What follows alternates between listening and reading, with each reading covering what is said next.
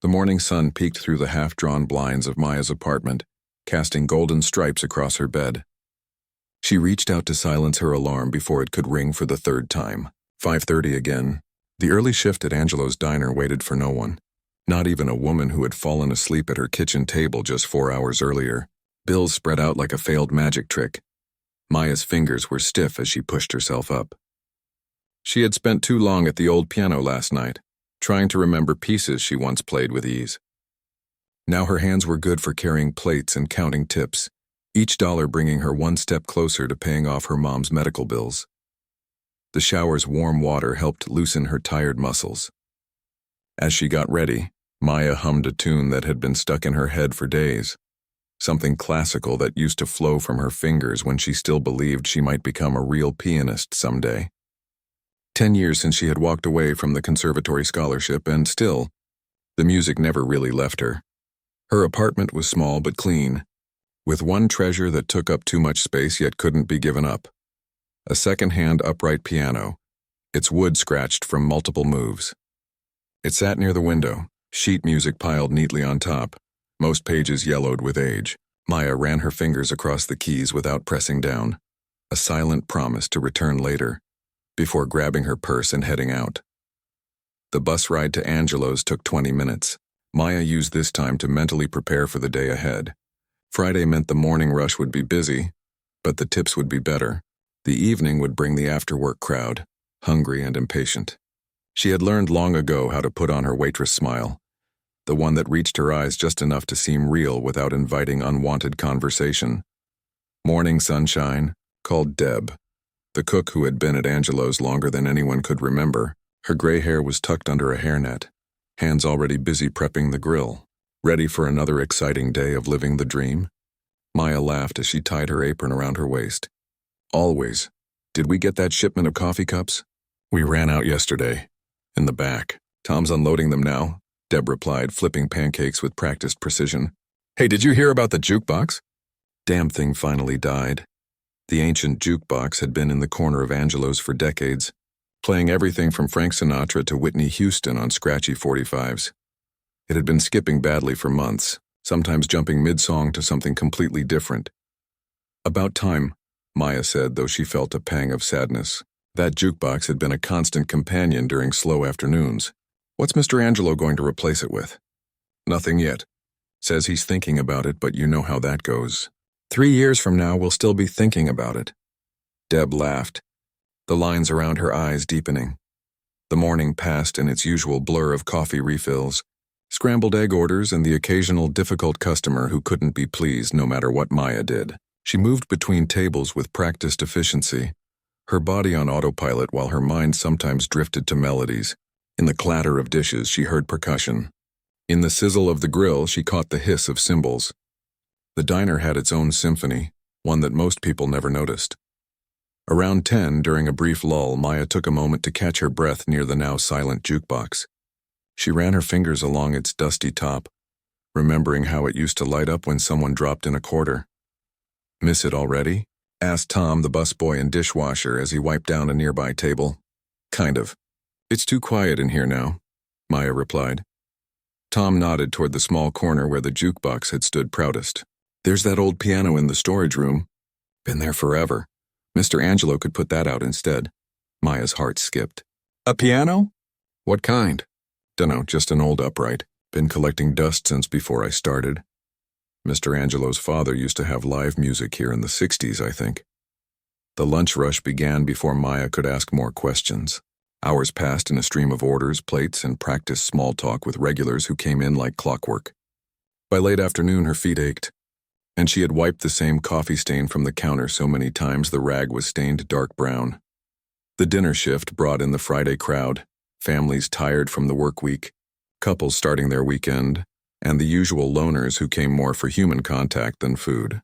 Around 6, when every table was full and the kitchen was backed up with orders, Maya noticed an elderly woman sitting alone in her section, looking around with curious eyes. Sorry for the wait, Maya said, approaching with her order pad. What can I get you this evening? The woman looked up with bright eyes behind thick glasses. Just tea for now, dear. Earl Grey if you have it. We do, Maya confirmed with a smile. This woman wasn't one of the regulars. Her clothes were simple but of good quality. A wool sweater despite the warm spring evening, a strand of real pearls around her neck. She had the kind of posture that spoke of discipline, her white hair cut in a neat bob.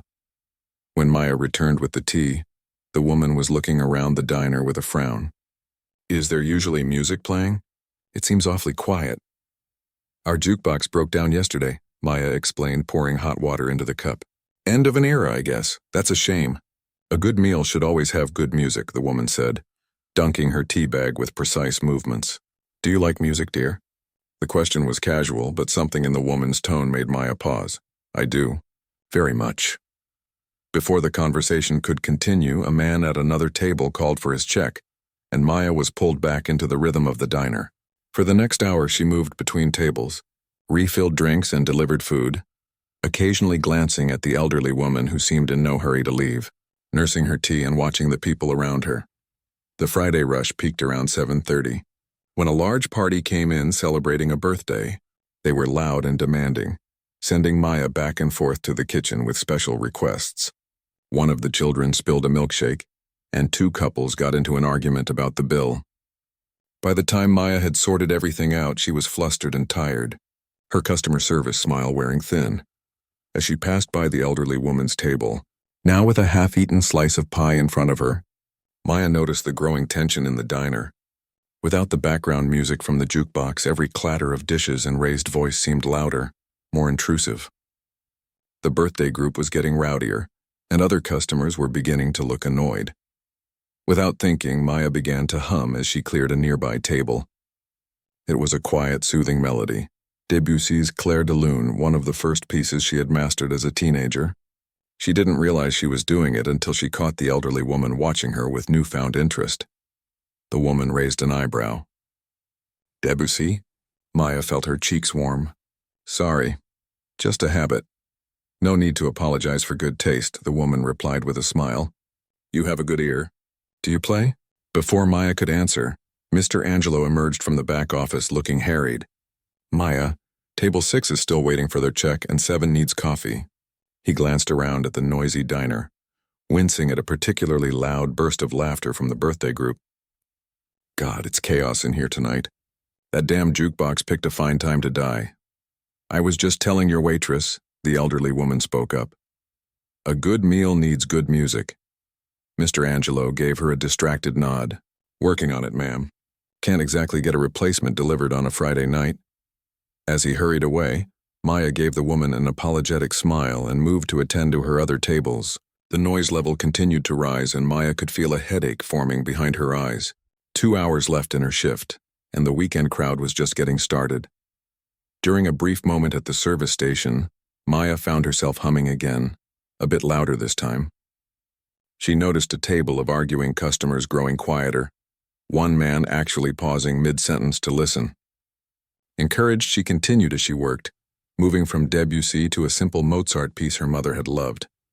"You know," said Deb, passing by with a tray of desserts, "that actually helps. Keeps the animals from getting too rowdy." By 8:30, Maya's humming had become a quiet singing wordless melodies that floated above the diner noise. She wasn't performing, just creating a soundtrack to her work, the way she often did at home. But she noticed the shift in the atmosphere, how conversations grew less frantic, how even the birthday table seemed to settle into a more manageable energy. The elderly woman remained at her table, ordering a second cup of tea and watching Maya with undisguised interest. When Maya finally had a moment to check on her, the woman held out her hand. "I'm Eleanor Wright," she said, "and unless my ears deceive me, which they rarely do despite my age, you're wasting considerable talent carrying those plates." Maya took the offered hand, feeling calluses that matched her own. "Pianist's hands. Maya Rodriguez. And these plates pay the bills, so not exactly a waste." Eleanor's eyes crinkled with understanding. "Life has a way of rerouting us, doesn't it? I taught piano for 40 years at Westlake Conservatory before retiring. I know talent when I hear it." Maya felt a strange tightness in her chest. Westlake had been one of the schools that had offered her a scholarship all those years ago. Before her mother's diagnosis, before reality had demanded she choose a different path. "I used to play," she admitted, "a long time ago." Before Eleanor could respond, the bell above the door jingled and a new group of customers walked in. Maya excused herself, but as she walked away, she felt Eleanor's eyes following her, seeing something that most people in the diner never noticed. For the rest of her shift, Maya continued humming, her voice a quiet constant beneath the diner's chaos. And when she brought Eleanor her check, she found a $20 tip and a business card with a phone number written in elegant script on the back. "In case you ever want to talk music," Eleanor said simply, "or in case you're curious about that piano in storage. I'd bet it just needs a good tuning." Maya slipped the card into her apron pocket, a small weight that somehow felt significant. As she watched Eleanor leave, she wondered how the woman knew about the piano. But then again, musicians had a way of finding instruments, the way thirsty travelers could sense water. That night, when Maya finally returned to her apartment, she didn't immediately collapse into bed despite her exhaustion. Instead, she sat at her piano and for the first time in months, played without stopping to look at the clock, without worrying about disturbing the neighbors, without thinking about the early shift waiting tomorrow. She played until her fingers remembered who she used to be and who she might still become. A week passed before Eleanor returned to the diner. Maya spotted her immediately. Same corner table, same pearl necklace, same watchful eyes. This time, Eleanor came during the mid-afternoon lull when the lunch crowd had cleared out and the dinner rush hadn't yet begun. Only 3 other tables were occupied, making the diner unusually quiet. "Earl Grey again?" Maya asked, approaching with a warm smile. "You remembered," Eleanor said, looking pleased. "And perhaps a slice of that apple pie in the display case. It looked homemade." "Deb bakes them fresh every morning," Maya confirmed. "Best pie in the neighborhood." While Maya prepared the tea, she found herself wondering why the retired professor had returned. The business card with Eleanor's phone number still sat on Maya's dresser at home untouched. She'd picked it up several times, considering making the call, but always put it down again. What would she even say? That she used to dream of concert halls but now measured her success in tips and clean tables? When Maya returned with the tea and pie, Eleanor gestured to the empty chair across from her. "Join me for a moment if you have time." Maya glanced around the quiet diner. Mr. Angelo was in his office doing paperwork, and Deb was taking her breakout back. "Just for a minute," she agreed, sliding into the seat. "I spoke with Angelo yesterday," Eleanor said, cutting into her pie with the side of her fork. "About the piano in storage." Maya's eyes widened. "You did?" Eleanor nodded, a mischievous gleam in her eye. "I can be quite persuasive when needed. I also mentioned I'd be willing to pay for a tuner as a donation to improve the atmosphere." She took a bite of pie, closing her eyes briefly in appreciation. "He's considering it. Said something about insurance concerns and taking up space, but I think he's warming to the idea." Maya felt a flutter of something she hadn't experienced in years, hope, mixed with fear. "I can't believe you did that. Why not?" "That piano deserves to be played, and this place needs music." Eleanor took a sip of her tea. "Now tell me about your training. Where did you study?" The question opened a door Maya usually kept firmly closed. For the next 15 minutes, as Eleanor ate her pie, Maya shared fragments of her past. The childhood lessons with Mrs. Porter, who first recognized her talent. The high school years when she practiced 4 hours daily, preparing for conservatory auditions. The scholarship offers, including one from Westlake where Eleanor had taught. "So what happened?" Eleanor asked gently. "Why didn't you continue?" Maya traced the edge of the table with her finger. "Mom got sick my senior year. Cancer. Dad had left years before and there was no one else to take care of her or pay the bills. So I stayed, got this job, put music aside." She shrugged, trying to make it seem less significant than it was. "Life happens." Eleanor nodded, understanding in her eyes. "And your mother?" "She passed away 3 years ago," Maya said quietly. "But by then I had other bills, rent to pay. Music seemed like a luxury I couldn't afford anymore." Before Eleanor could respond, the bell above the door jingled as new customers entered. Maya stood, smoothing her apron. "Duty calls. I'll be back on Thursday," Eleanor said, reaching for her purse. Same time. True to her word, Eleanor returned Thursday, and then again the following Tuesday. Each visit she ordered tea and pie, and each time she coaxed more of Maya's story out of her, sharing her own experiences in return. Maya learned that Eleanor had performed with symphonies across Europe in her youth, before focusing on teaching. She'd never married, dedicating her life instead to music and her students, many of whom now played professionally around the world. I always looked for the ones with fire, Eleanor explained during one visit. Technical skill can be taught, but passion, that comes from within or not at all. She fixed Maya with a pointed look. You have it even now. I can hear it when you hum while you work. By Eleanor's fifth visit, word had spread among the diner staff about the professor's interest in Maya. Deb started calling Eleanor the talent scout, and Tom made sure her table was always spotless before she arrived. Even Mr. Angelo, initially skeptical, began greeting her warmly. Your professor friend keeps asking about that old piano, he told Maya one morning as she clocked in. Got me curious, so I had a look yesterday. It's in better shape than I thought. Maya's heart quickened. Really? He nodded, wiping his hands on a dish towel. My father used to have a piano player here on weekend nights back in the 60s. Place was more of a cafe then, less of a diner. He looked around thoughtfully. Might be nice to bring some of that back. The following week, Maya arrived for her shift to find a small commotion in the corner of the diner. The storage room door was propped open, and two men were carefully maneuvering an old upright piano through it. The dark wood was dusty but intact, its brass pedals tarnished but still attached. Careful with that, Mr. Angelo called out, hovering nervously. It was my father's pride and joy. Maya stood frozen, watching as they positioned the piano against the wall where the jukebox had once stood. It fit perfectly, as if the space had been waiting for it all along. One of the men opened the fallboard to reveal yellowed keys, some chipped at the edges but all present. Piano tuners coming tomorrow, Mr. Angelo told her, noticing her stare. Eleanor arranged it. Said she'd pay, but I told her the diner would cover it. He cleared his throat. Thought maybe you could play something once it's ready. Eleanor says you're good. Maya couldn't find her voice for a moment. I'm out of practice. Well, practice then, he said simply, no rush. Whenever you're ready. News of the piano's arrival spread quickly among the regulars. Every day, customers would glance at it curiously, some asking when they might hear it played. Maya felt their expectations like a weight on her shoulders. It had been years since she'd performed for anyone besides herself. And even her practice sessions at home had grown shorter and less frequent as adult responsibilities took over. Eleanor was delighted when she arrived Thursday to find the piano in place. Perfect, she declared, inspecting it with an expert eye. The action might need some work, but that can be addressed later. First, let's get it in tune. The tuner came the next day, spending hours coaxing the neglected instrument back to life. Maya watched when she could, fascinated by the process. Each string tightened, each hammer adjusted, bringing the piano one step closer to its former glory. Good bones, the tuner told her. Whoever stored it did a decent job keeping it away from dampness. Should hold tune well enough once we get it there.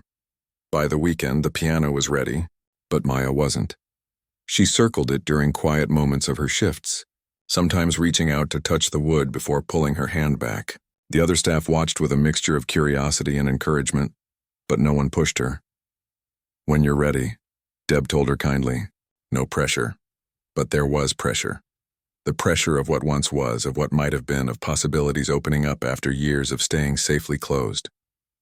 Maya felt it every time she looked at the piano, every time Eleanor visited with that expectant gleam in her eye. Tuesday afternoon, nearly 2 weeks after the piano's appearance, the diner was particularly slow. A steady rain had kept many regulars at home and only a handful of tables were occupied. Eleanor sat in her usual spot, watching Maya with gentle patience as she wiped down already clean counters and refilled salt shakers that didn't need refilling. You know, Eleanor said when Maya stopped by her table, I didn't arrange this to torture you. If it's too painful, it's not that, Maya interrupted. It's just, what if I can't do it anymore? What if everyone is disappointed? Eleanor's expression softened. The only person who could be truly disappointed is you, dear. The rest of us will simply be happy to hear whatever you choose to share. From across the diner, an elderly man who came in every day for coffee and toast spoke up. Young lady, we've been waiting to hear you play since they brought that thing in. Can't be worse than that old jukebox that used to skip every other song. A few chuckles rippled through the diner, breaking the tension. Maya looked around at the encouraging faces of people she served every day. Not critics, Not conservatory professors, just regular folks looking for a bit of beauty in their everyday lives. Okay, she said finally, her voice barely above a whisper. Just don't expect too much. Heart-pounding, Maya approached the piano. She sat on the bench, adjusting it slightly, then placed her hands on the keys without pressing down. The ivory felt cool beneath her fingertips, familiar yet strange. She closed her eyes, took a deep breath, and began. She chose Chopin, a nocturne in E-flat major that had once been her comfort piece, the one she played when nervous before competitions. Her fingers felt stiff at first, missing notes she would never have missed in her prime. But as the music flowed, something inside her began to unlock. The muscle memory returned, her hands remembering what her conscious mind had tried to forget. The simple, haunting melody filled the diner. Conversation stopped. Forks paused midway to mouths. Even the sounds from the kitchen quieted as Deb and Tom stepped out to listen. Maya lost herself in the music, forgetting her audience, forgetting the years of silence, forgetting everything except the conversation between her hands and the piano. When she finished the piece, the final notes hanging in the air like a question, she kept her eyes closed, afraid to break the spell. The silence that followed lasted only a moment before applause erupted. Not polite. Restrained applause, but genuine appreciation. Maya opened her eyes to see smiling faces, some with tears glistening. Eleanor was beaming, pride evident in her expression. That was beautiful, said a man sitting alone at a table near the window. Maya hadn't noticed him before. A man in his mid-30s with thin, dark-rimmed glasses and a laptop open in front of him. Unlike the other customers, he wasn't clapping. Instead, he was watching her with intense focus, as if solving a puzzle. Thank you, Maya said, suddenly self-conscious as she rose from the bench. Play another, someone called out, but Maya shook her head with a small smile. Maybe tomorrow, she promised, returning to her duties with shaking hands and a lightness she hadn't felt in years. As she passed the man with the glasses, he stopped her. Excuse me. That was truly exceptional. He held out a business card. My name is Jonathan Chen. I produce music for the Loft downtown. I'd love to talk with you when you have a moment. Maya took the card automatically, staring at the embossed logo of a well-known local venue that showcased independent artists. I'm here looking for authentic talent, Jonathan explained, and I think I just found it. As Maya tucked the card into her apron pocket, the second business card to change her life in less than a month, she caught Eleanor's eye across the room. The older woman raised her teacup in a silent toast, a knowing smile playing at her lips. The rain continued outside, but inside Angelo's diner, something long dormant had begun to bloom again. You're meeting him where? Deb asked, wiping her hands on her apron as she leaned against the kitchen doorway. The Loft, Maya repeated, nervously straightening the salt and pepper shakers on table 4. It's a music venue downtown. 3 days had passed since Jonathan Chen had left his business card, and after much encouragement from Eleanor and the rest of the diner staff, Maya had finally called him. The conversation had been brief but promising. He wanted to discuss a potential weekend performance opportunity and suggested meeting at the Loft during their afternoon setup. Fancy, Deb said with a knowing smile. Never thought Angelos would be launching music careers. Maya shook her head. It's not a career, just a conversation. But despite her attempts to downplay the meeting, Maya couldn't ignore the flutter of excitement in her stomach. After her impromptu performance at the diner, something had shifted inside her. She'd gone home that night and played for hours, her fingers remembering passages they hadn't touched in years. The following day, she dug out old sheet music from storage boxes, brushing off dust and memories in equal measure. Need someone to cover your shift? Deb asked. Mr. Angelo already approved a long lunch break, Maya said. I'll be back in time for the dinner rush. The rest of the morning dragged by. Maya found herself checking the clock every few minutes, alternating between anticipation and anxiety. What if Jonathan had only been being polite? What if he expected a level of professionalism she could no longer provide? What if this was all a mistake? At noon, Maya untied her apron and changed into the clothes she'd brought. Black pants and a simple blue blouse, the nicest outfit she owned that wasn't stained with coffee or food splatter. She'd spent extra time on her hair that morning, pulling it back into a neat ponytail rather than her usual hasty bun. You look nice, Tom commented as she emerged from the restroom. Very professional. Thanks, Maya said, tugging self-consciously at her sleeves. Wish me luck. The bus ride downtown took 20 minutes, each stop bringing her closer to a world she'd left behind. The loft was located in the Arts District, an area of the city Maya rarely visited anymore. As she approached the unmarked black door between a bookstore and a coffee shop, she almost turned around. But Eleanor's voice echoed in her head. The only person who could be truly disappointed is you, dear, giving her the courage to push forward. Inside, the loft lived up to its name. The performance space occupied the second floor of an old warehouse with exposed brick walls, wooden beams crossing the ceiling, and large windows that filled the room with natural light. A small stage stood at one end where a young woman was setting up microphones. Maya Rodriguez? She turned to find Jonathan Chen approaching, dressed casually in jeans and a dark button-down shirt. In the diner, she hadn't noticed how tall he was, or the friendly crinkles around his eyes when he smiled. That's me, she confirmed, shaking his offered hand. Thanks for coming. Let me show you around. Jonathan led her through the space, explaining the venue's history and mission. We focus on showcasing local talent, musicians who might not fit the mainstream mold but have something genuine to offer. The loft could hold about 100 people, with small tables scattered throughout and a bar along one wall. It wasn't the concert hall Maya had once dreamed of, but it had a warmth and intimacy that felt inviting rather than intimidating. So, Jonathan said once the tour was complete, gesturing for Maya to join him at a table near the stage. Tell me about your background. Maya hesitated, unsure how much to share. I studied piano from childhood through high school. Was headed for conservatory, but life took a different turn. And now you play at a diner, Jonathan observed, no judgment in his voice. How did that happen? Over the next hour, Maya found herself sharing more than she'd intended. Her mother's illness, the abandoned scholarship, the years of putting music aside to pay bills. Jonathan listened attentively, occasionally asking questions that showed genuine interest rather than professional curiosity. What I heard at the diner wasn't just technical skill, he said when she finished. There was something authentic there, a story in your playing. That's what we look for here. Maya glanced toward the stage. What exactly are you offering?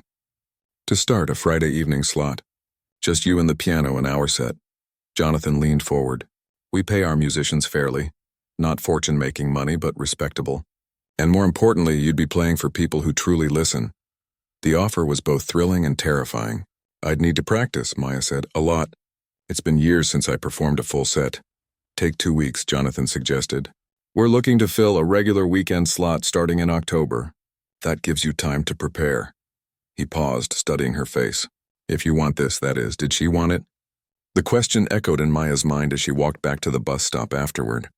Her body was heading back to the diner, but her thoughts were already at her piano at home, cataloging pieces she might play, skills she needed to rebuild. When she returned to Angelo's, everyone wanted details. Maya shared what she could, still processing it herself. Mr. Angelo surprised her by offering to adjust her schedule if she took the gig.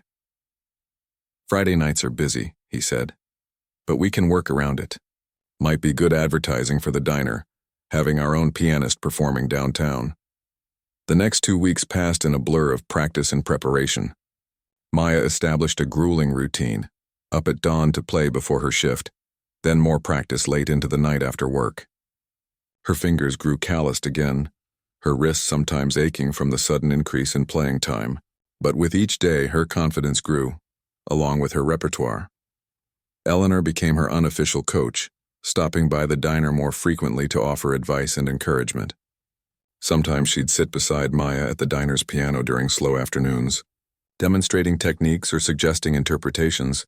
Don't rush the arpeggios in the middle section, she instructed during one such session. Let them breathe. The audience will wait.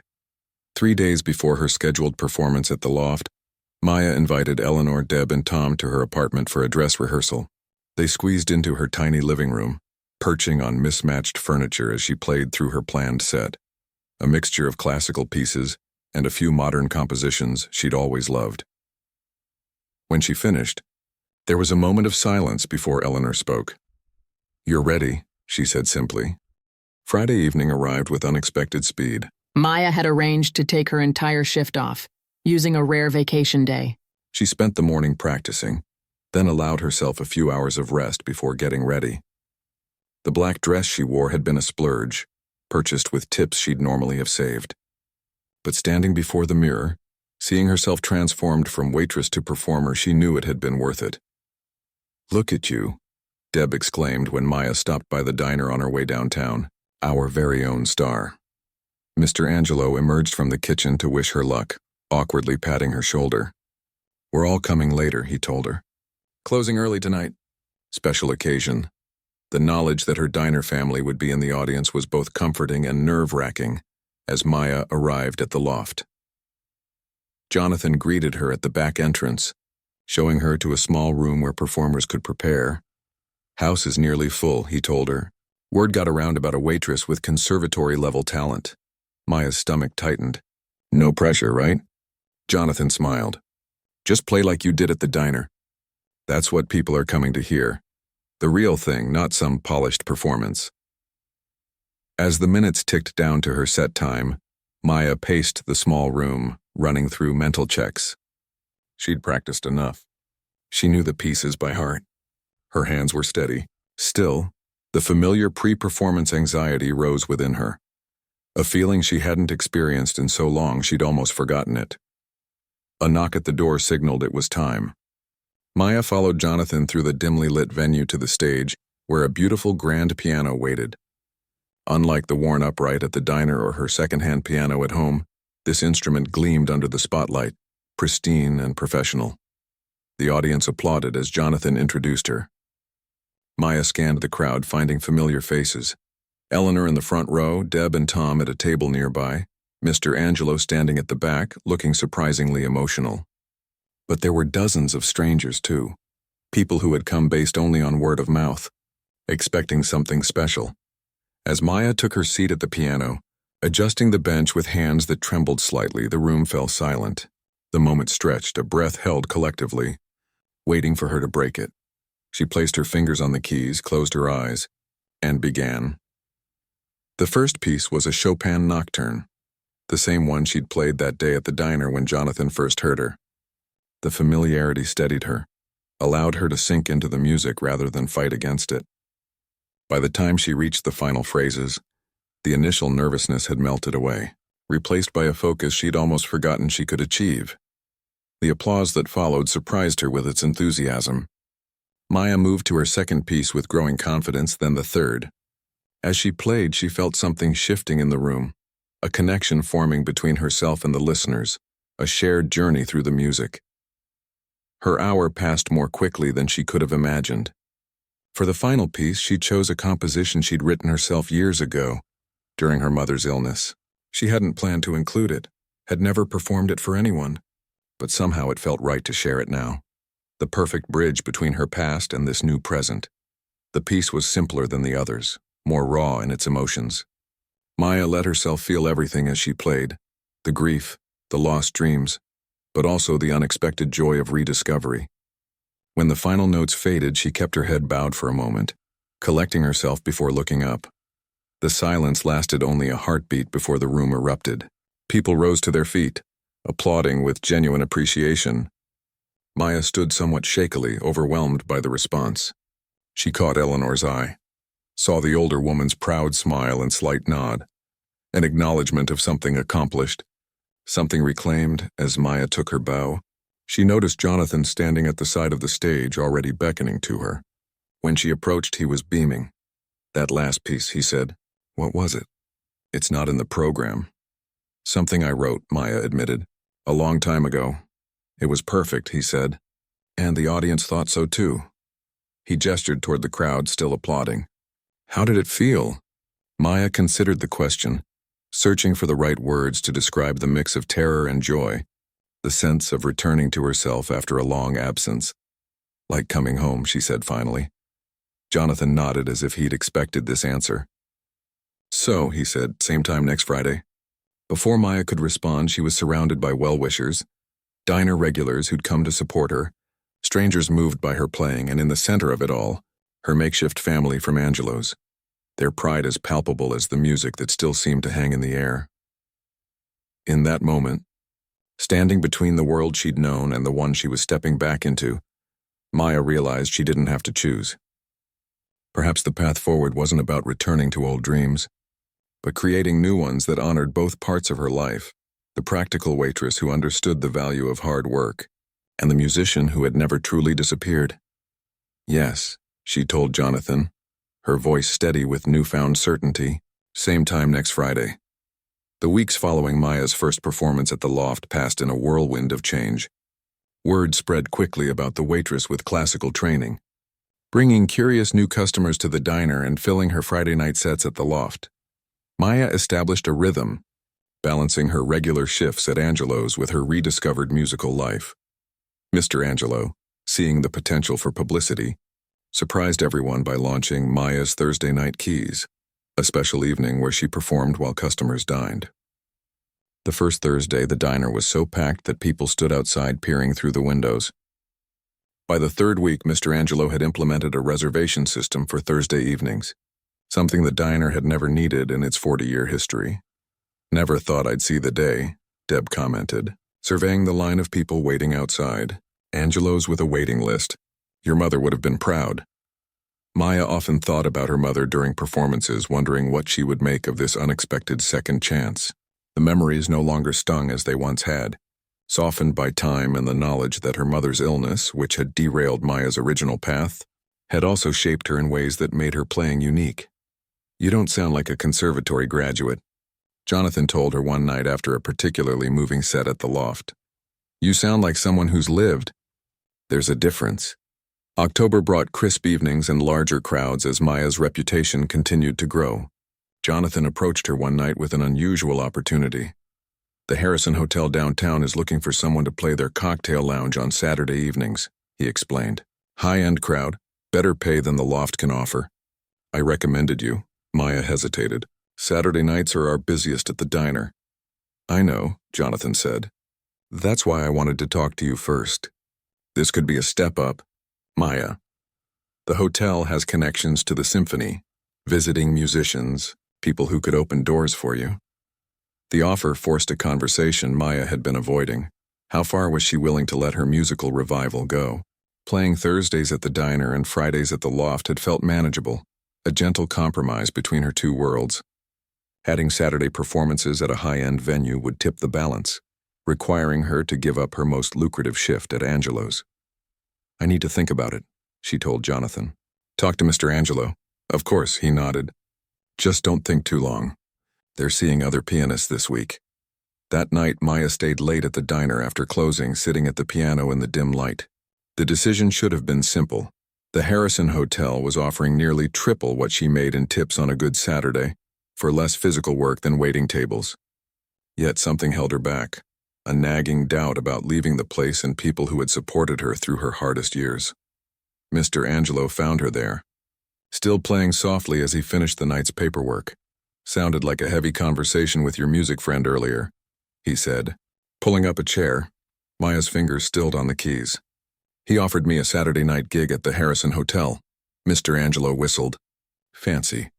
Their cocktail lounge has real crystal chandeliers." "It would mean giving up Saturday shifts here," Maya said, watching his reaction. To her surprise, he nodded thoughtfully rather than objecting. "Figured something like this would happen eventually.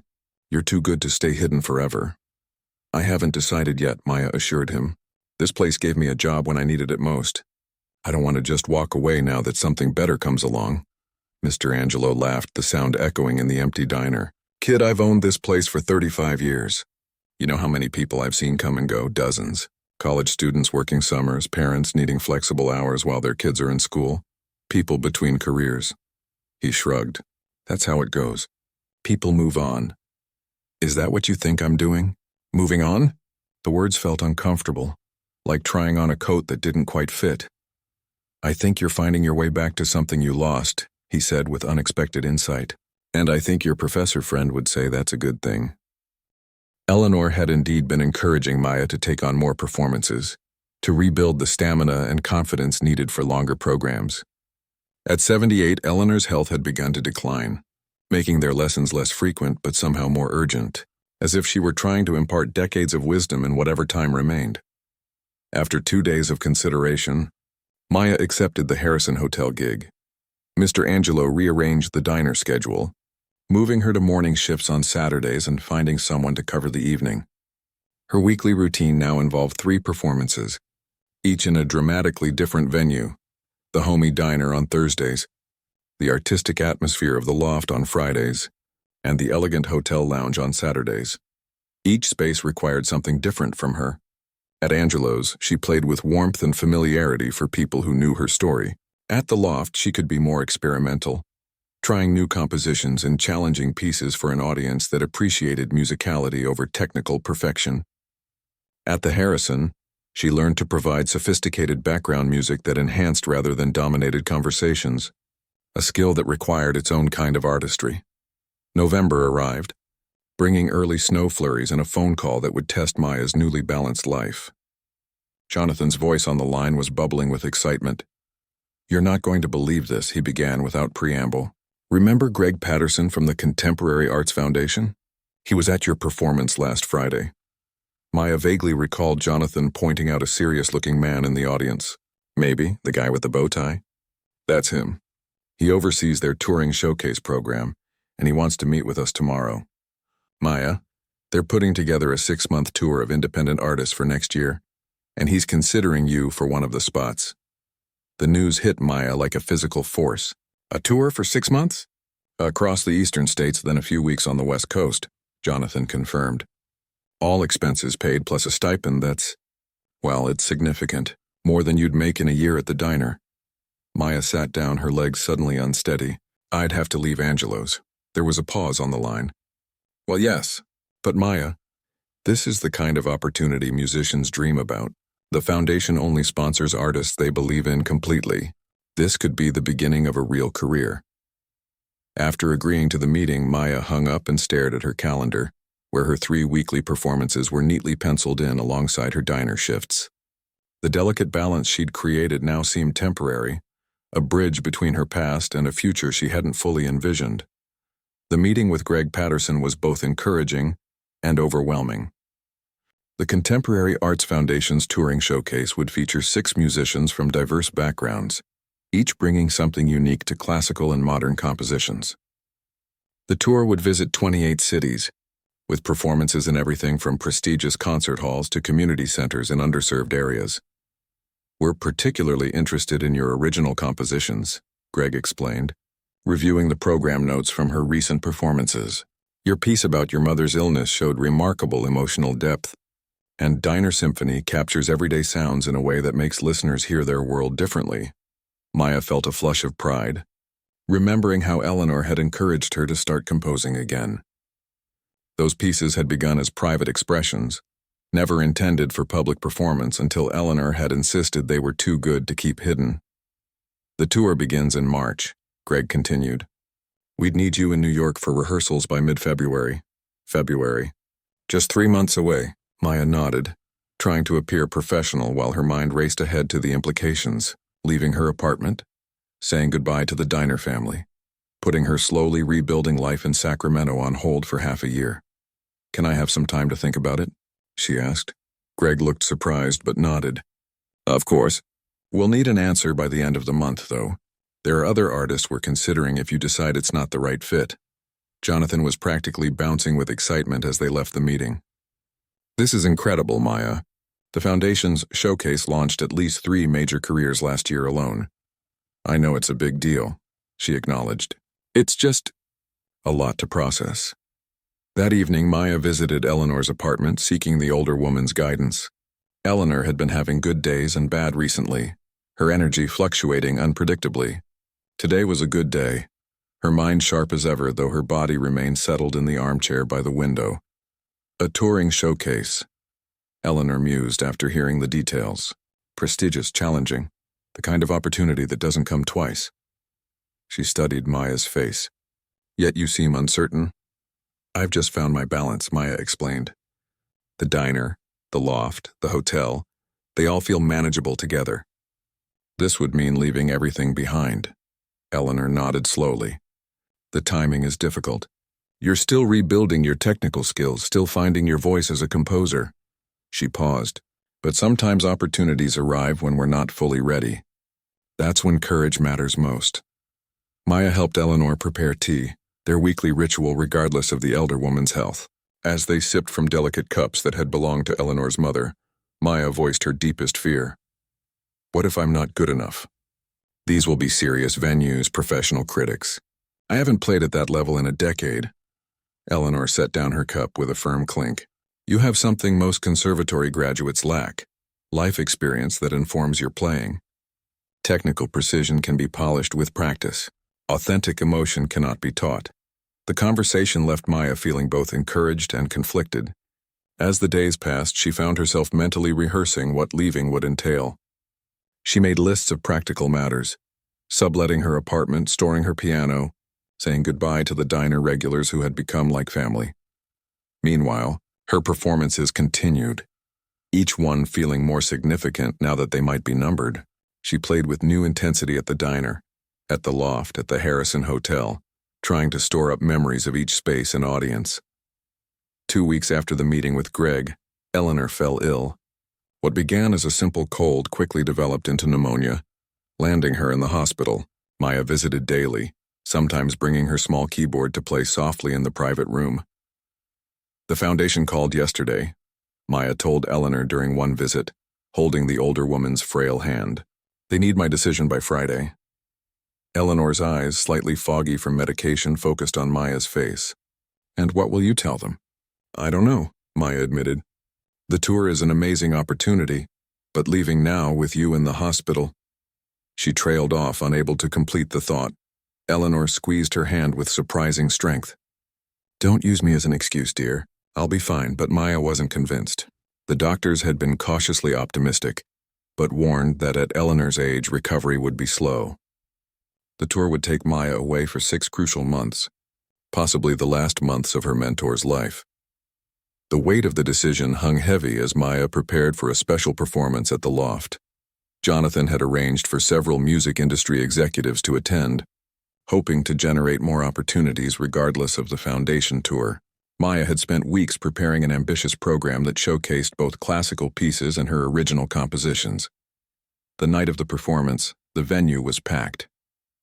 Maya peeked through the curtain and immediately spotted the foundation representatives, along with the other industry guests Jonathan had invited. The pressure felt enormous, like a physical weight on her chest. As she took her place at the piano, Maya's hands trembled slightly. She began her first piece, a Bach prelude that had always steadied her nerves. But tonight, her fingers felt disconnected from her brain, making small errors she would normally never allow. The second piece went no better, her timing off, her expression mechanical rather than fluid. By the third piece, panic had set in. Maya could feel the audience's attention shifting, sensed their gradual disengagement. When she reached her original composition, the one about her mother's illness that had impressed the foundation, she froze completely, her mind suddenly blank, unable to remember the notes she had written herself. After 10 excruciating seconds of silence, Maya stood abruptly and walked off stage, leaving the audience murmuring in confusion.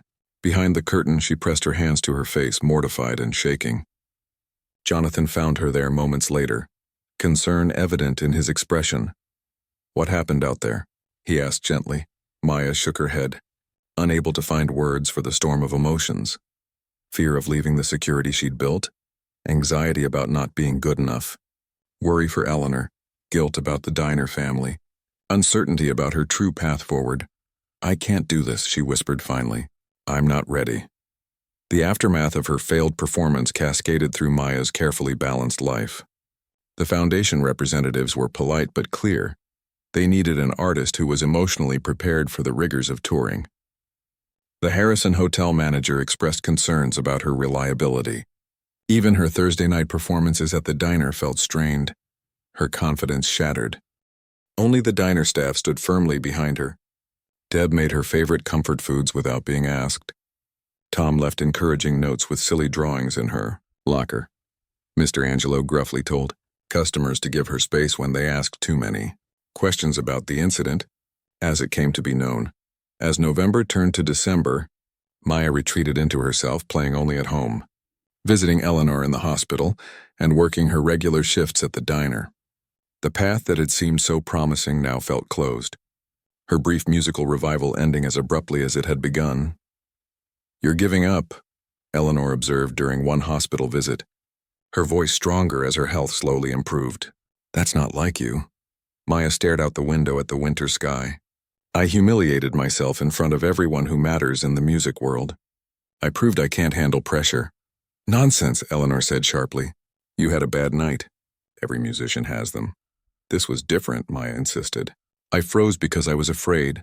Afraid of leaving, afraid of failing, afraid of choosing wrong."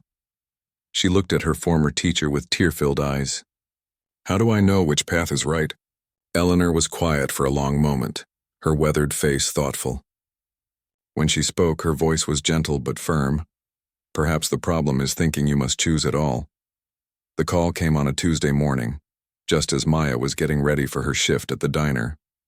She'd been expecting it, dreading it, but nothing prepared her for the hollow feeling that spread through her chest when she heard the news.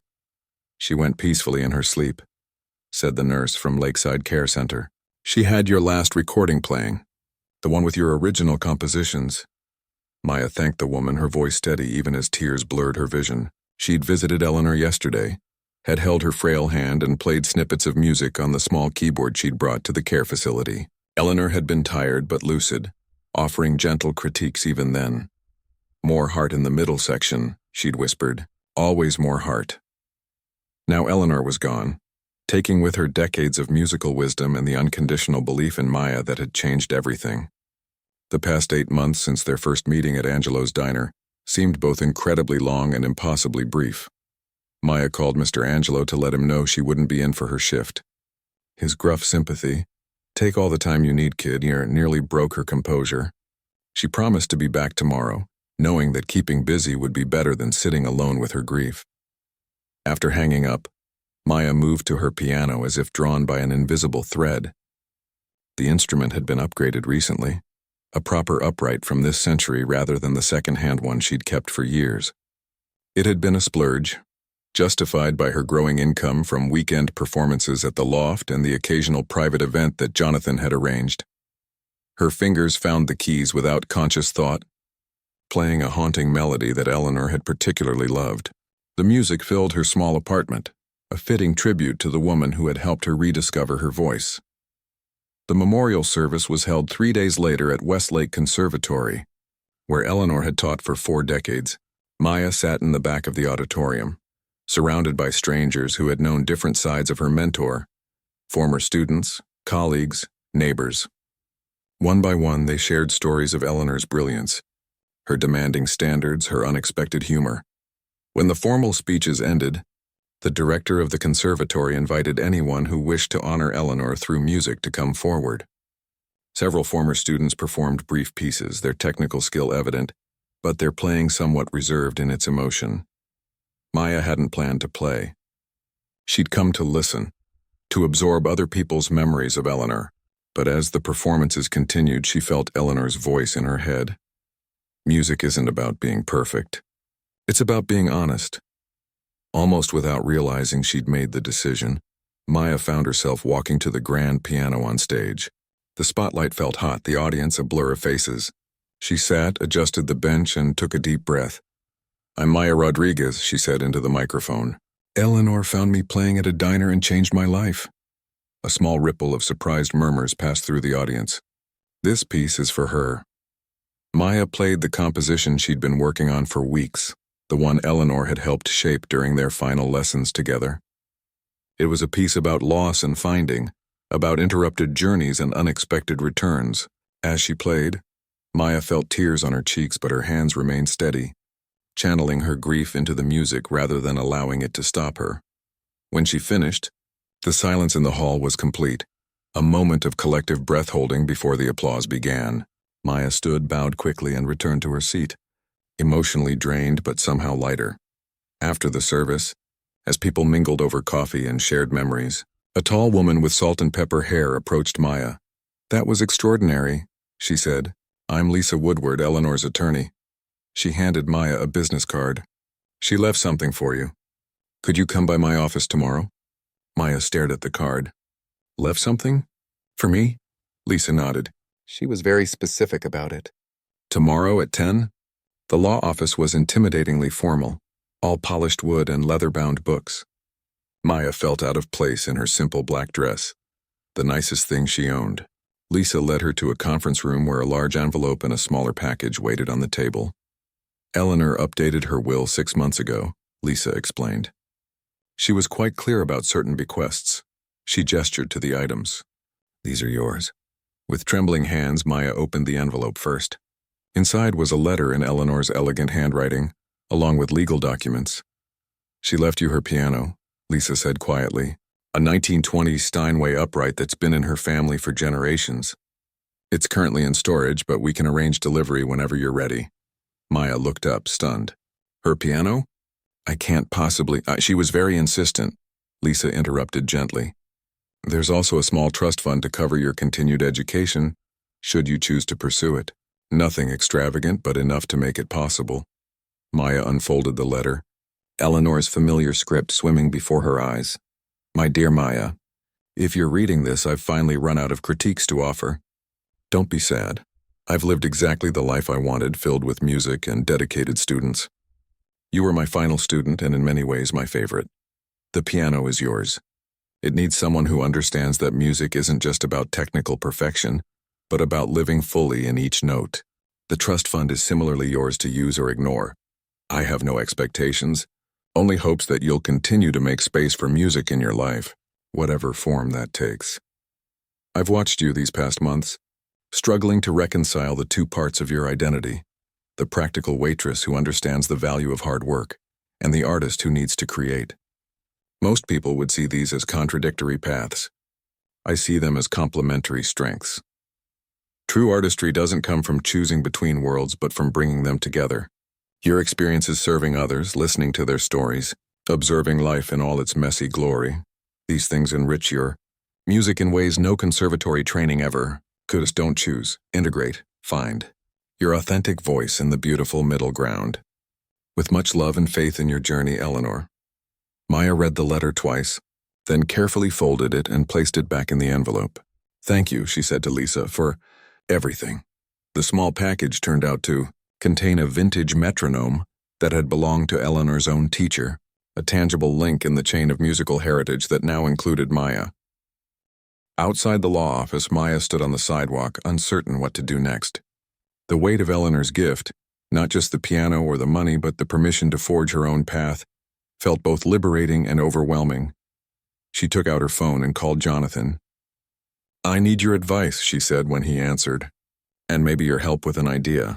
Over the next few weeks, as spring turned to summer, Maya worked double shifts at the diner, saving every extra penny while continuing her weekend performances at the loft. The idea that had sparked during that phone call with Jonathan slowly took shape, becoming more concrete with each conversation, each planning session.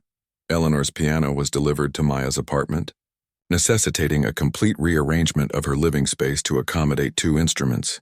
Some nights she would sit at the Steinway, running her fingers over the keys that had been played by generations of musicians before her, feeling the weight of its history and the responsibility of its future. On a warm Tuesday in July, Maya pinned a notice to the bulletin board at Angelo's diner. Coming soon, Service and Symphony. A dinner concert series bringing music to unexpected places.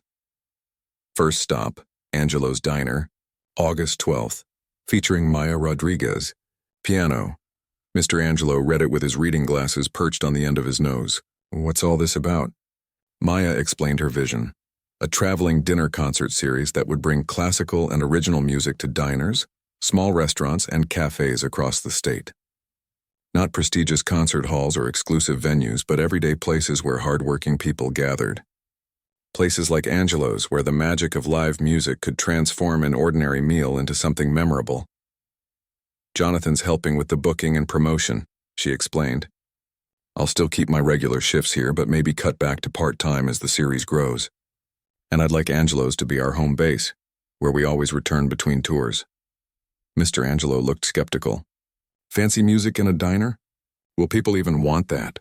They did before, Maya reminded him, gesturing to the piano that now had a permanent spot in the corner. Eleanor believed there was an audience for authentic music in unexpected places. I think she was right. Word of the upcoming concert spread quickly through the neighborhood. Regular customers asked about tickets, and Mr. Angelo, initially hesitant, began to embrace the idea, even ordering special menus to be printed for the occasion. The night before the inaugural Service and Symphony concert, Maya sat at Eleanor's piano putting the finishing touches on a new composition. This piece was different from her earlier work. It incorporated sounds and rhythms from the diner, the percussion of dishes and silverware, the melody of everyday conversations, the harmony of people coming together over food and drink. She titled it Eleanor's Wisdom and placed it at the center of her program. The following evening, Angelo's diner was transformed. Tables had been rearranged to create a small performance space around the piano. Battery-operated candles, Mr. Angelo had vetoed real ones as a fire hazard, gave the normally bright diner a softer glow. Deb had spent hours making centerpieces from coffee mugs filled with fresh flowers.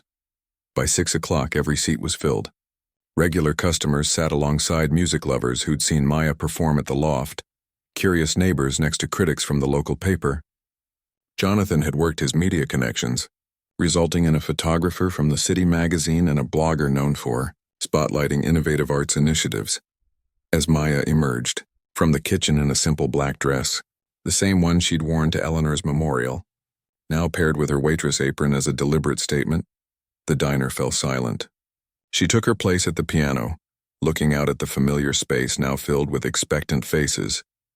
"Thank you all for coming tonight," she began. "This concert series was inspired by my mentor Eleanor Wright, who taught me that music belongs everywhere, not just in concert halls. And it was inspired by this place," she gestured around the diner, "where I've spent years serving food but found myself being served in unexpected ways.